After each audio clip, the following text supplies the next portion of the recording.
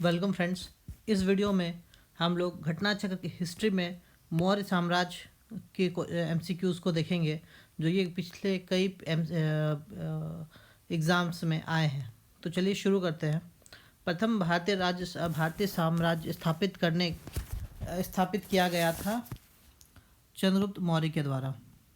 भारत में पहली साम्राज्य की स्थापना किस शासक द्वारा की गई थी? चंद्रगुप्त मौर्य के द्वारा की गई थी, क्योंकि इन सब में सब बाद में आए थे। निम्नलिखित में कौन सबसे पुराना राजवंश है? देखिए, गुप्त नहीं है, वर्धन भी नहीं है, कुशाण सबसे पुराने मौर्य वंश है। जिसके ग्रंथ में चंद्रगुप्त मौर्य का विशेष रूप से वर्णन हुआ है वो है विशाखदत्त की मुद्रा राक्षस में विशेष वर्णन हुआ है। यूनानी लेखक जस्टिन सेंड्रोकोट्स किसे सेंड्रोकोट्स कहा गया था? चंद्रगुप्त मौर्य को सेंड्रोगट्स कहा गया है। किसके द्वारा? जस्टिन के द्वारा। ठीक है। सेंड्रोकोट से चंद्रगुप्त की पहचान किसने की थी? विलियम जोन्स ने की थी। निम्नलिखित में से किसने सेंड्रोकोट्स और सिकंदर की महान भेंट की उल्लेखना की है? जस्टिन ने किया है। कौटिल्य प्रधानमंत्री थे चंद्रगुप्त मौर्य के। चाणक्य अपने बचपन में किस नाम से जाने जाते थे? विष्णुगुप्त के नाम से जाने जाते थे। चाणक्य का अन्य नाम क्या था? विष्णुगुप्त था। कौटिल्य की पुस्तक अर्थशास्त्र किस विषय पर आधारित है? आर्थिक संबंध भी है, विदेश नीति भी है, धन शासन का सिद्धांत और अभ्यास भी है। इसमें उपरोक्त में एक से अधिक। कौटिल्य का अर्थशास्त्र है शासन सिद्धांतों की एक पुस्तक। निम्नलिखित में राजा के सप्तांग सिद्धांत के अनुसार राज्य का 7वां अंग कौन सा है? 7वां अंग है मित्र। ठीक है। सबसे पहला है राजा, फिर अमात्य, फिर जनपद, फिर दुर्ग, फिर कोश और उसके बाद मित्र। ठीक है। उसके बाद है कौटिल्य के अर्थशास्त्र में किस पहलू पर प्रकाश डाला गया है? राजनीतिक नीतियों पर प्रकाश डाला गया है। कौटिल्य अर्थशास्त्र के निम्नलिखित में से कौन से सही हैं? न्यायिक दंड के परिणाम स्वरूप कोई व्यक्ति दास हो सकता है। स्त्री अब दास अपने मालिक के। कौटिल्य में दास का चर्चा ही नहीं था।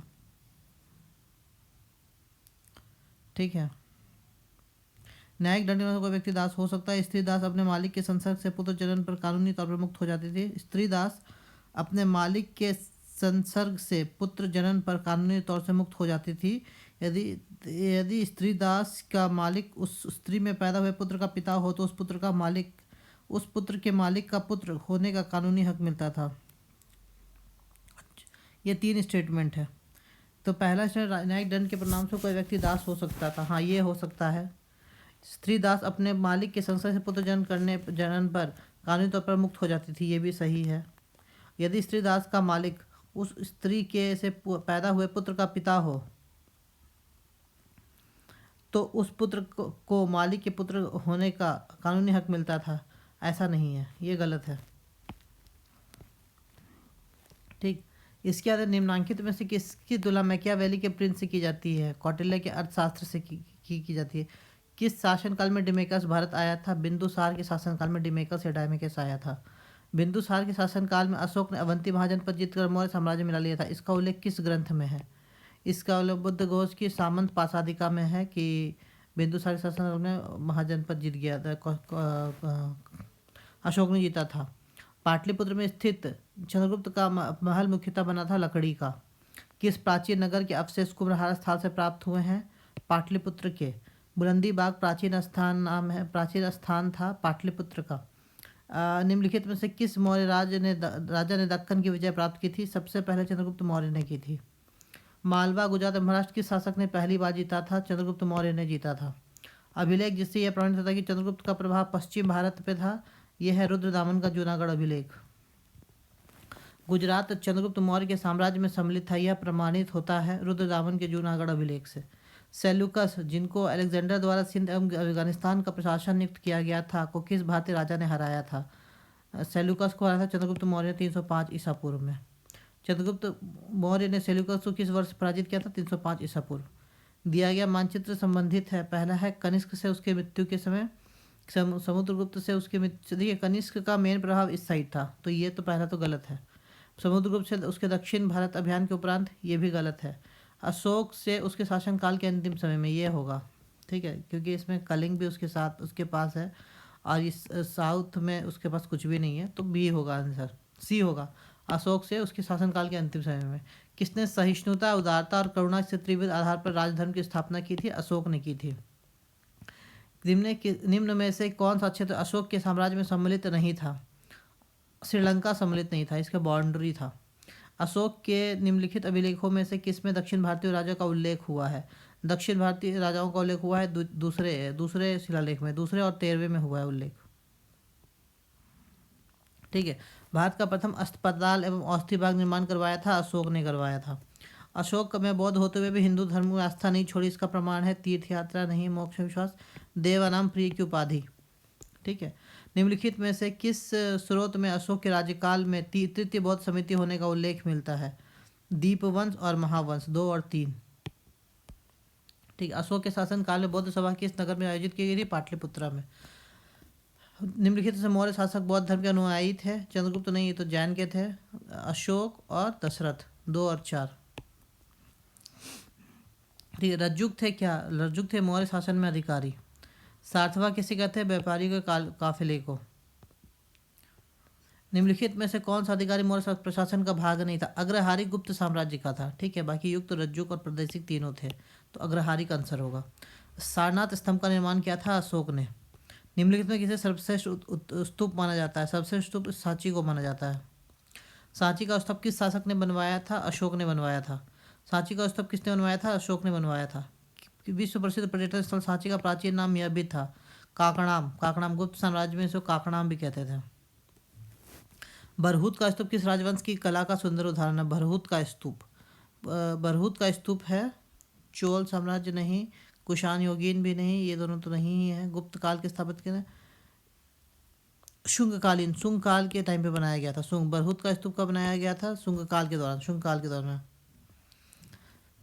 निम्नलिखित में से किस स्तूप के तोरण द्वारा अशोक एवं उनकी दो रानियों के बोधि वृक्ष तीर्थ यात्रा का अंकन मिलता है? किस स्तूप के तोरण द्वार पर अशोक एवं उसकी दो रानियों के साथ बोधि वृक्ष तीर्थ यात्रा का उल्लेख मिलता है? सांची पे उल्लेख मिलता है। कौशाम्बी में है, आप देखिए कौशाम्बी में घोषिताराम मठ 1 का 2। ठीक है। श्रावस्ती में है सहेत महत। ठीक है।